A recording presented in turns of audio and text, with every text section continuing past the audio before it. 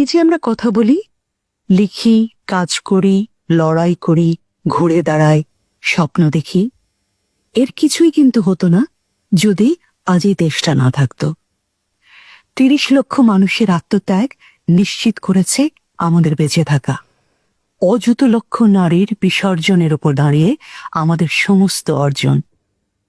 মায়ের প্রসব বেদনা না বুঝলে মা ডাকার অধিকারটি কিন্তু থাকে না। ৭১-এর গণহত্যার স্মৃতি তাই আমরা যেন কখনো ভুলে না যাই। আমরা আছি কারণ বাংলাদেশ আছে। না, আমরা ভুলব না। প্রজন্ম থেকে প্রজন্মান্তরে বাহিত হবে আমাদের ইতিহাস, আমাদের ভালোবাসা, আমাদের রুখে দাঁড়াবার প্রত্যয়। সূর্য ডুবে গেলে, যখন গভীর অন্ধকার গ্রাস করে চারিদিক, তখনও আমরা হার মানব না। নতুন ভোরের স্বপ্ন আমরা দেখব নতুন করে। যতবার মুখ চেপে ধরবেন, তত জোরে হবে আমাদের প্রতিবাদ।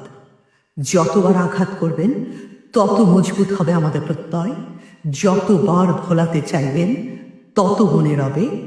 যতবার আটকাবেন, ততবার আপনারা হারবেন। যতবার পোড়াবেন, ততবার জেগে উঠবে ৩২ নম্বর বঙ্গবন্ধু, মুক্তিযুদ্ধ, ইতিহাস, বাংলাদেশ। কারণ এই লড়াই করছে সেই প্রজন্ম যারা ৭১ দেখেছেন, ৭৫ দেখেছেন, ৯০ দেখেছেন।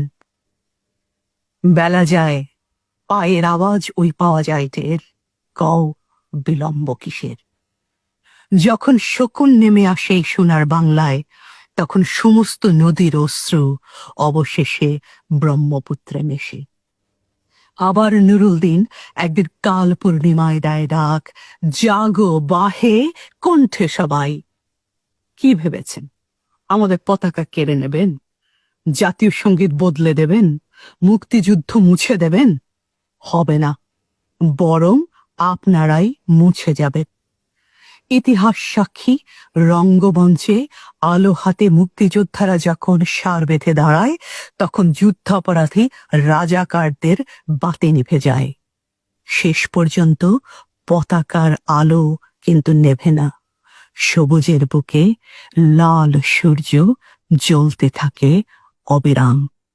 এই লড়াইয়ের জন্য আমরা প্রস্তুত আছি। জয় বাংলা।